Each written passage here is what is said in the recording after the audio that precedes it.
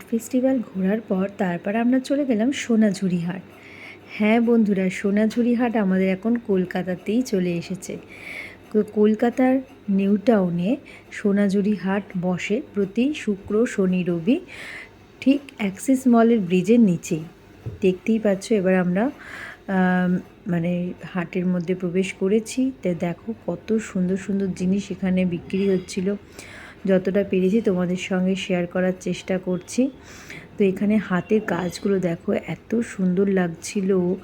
এখানে সব রকম তোমরা জিনিস পেয়ে যাবে, ঘর সাজানোর জিনিস থেকে শুরু করে বাচ্চাদের সফট টয়েস, তারপরে হচ্ছে শাড়ি, গয়না, মানে সমস্ত রকম, ছেলেদের পাঞ্জাবি থেকে শুরু করে সব কিছু এত সুন্দর সুন্দর কালেকশান, মানে কি বলবো। তারপরে এখানে না অনেক আচার বিক্রি হচ্ছিল, তারপরে বড়ি বিক্রি হচ্ছিল, খাওয়ার জিনিসেরও অনেক কিছু ভ্যারাইটিস এখানে ছিল, এখানে বিক্রি হচ্ছিল। দেখো কতটা সুন্দর এই হাটটা বসেছে, এত ভালো লাগছিল। তোমরাও অবশ্যই কিন্তু যদি কলকাতায় থেকে থাকো অবশ্যই কিন্তু ঘুরে এসো।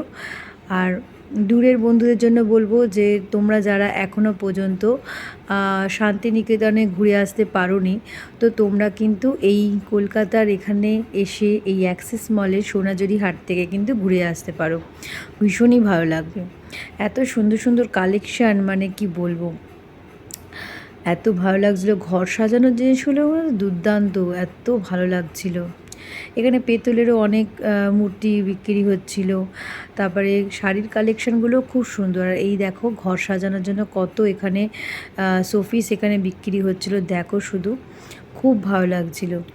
আমরা সেরকম কেনাকাটা কিছু করতে পারিনি, কারণ সোনাইকে নিয়ে না সত্যি কথা বলতে বেশি কেনাকাটা করে বাইকে করে আসাটা খুব অসুবিধে হয়ে যায়। তো আমি তো এই ফার্স্ট টাইম গেলাম, অনেকেরই আমি মুখে শুনেছি, তো এই ফার্স্ট টাইম গেলাম, দেখে তো মানে ভীষণই ভালো লাগছিলো। আর এই ভদ্রলোক এত সুন্দর দেখো ড্রয়িং করছিল টি শার্টে, আমি একটু তোমাদের সঙ্গে শেয়ার করলাম।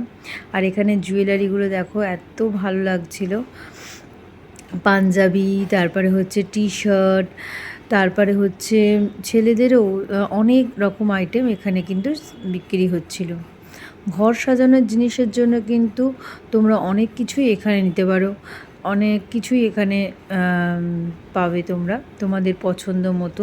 তারপরে হচ্ছে এখানে এই যে দেখো এই দোকানটা সব বাঁশের ফুলদানি বিক্রি হচ্ছিল, বাঁশের ফুলদানি এখানে বিক্রি হচ্ছিল। এখানে জুয়েলারি বিক্রি হচ্ছিল। তারপরে হচ্ছে যে এখানে ব্যাগ বসেছিল। আমি এখান থেকে একটা জিনিসই নিয়েছি, শুধু ব্যাগই কিনেছি একটা, আর সোনার জন্য একটা সানগ্লাস নিয়েছিলাম। সানগ্লাসটা আমি এখান থেকেই কিনিনি, অন্য একটা জায়গা থেকে কিনেছিলাম। আর এই দেখো এখানে দেখো ফ্লাওয়ার ভাসগুলো এত সুন্দর কি বলবো। আর আমরা যখন গেছিলাম তখন একটু ফাঁকা ফাঁকাই ছিল। সকাল 11টা থেকে রাত্রি 9টা অবধি এই মার্কেটটা খোলা থাকে। আর এখানে খুব সুন্দর সুন্দর ফ্লাওয়ার ভাসও বিক্রি হচ্ছিল, ফুলগুলো ভীষণ সুন্দর ঘর সাজানোর জন্য। তো অবশ্যই তোমরাও কিন্তু এখানে পারলে ঘুরে এসো। তারপর আমরা আরও একটা জায়গায় গিয়েছিলাম, সেই ভিডিওটাও তোমাদের সঙ্গে শেয়ার করব, কিন্তু সেখানে গিয়ে মানে খুবই নিরাশ হয়ে বাড়ি ফিরি। সেটা কেন, সেটাও অবশ্যই তোমাদেরকে পরের ভিডিওতে জানাবো।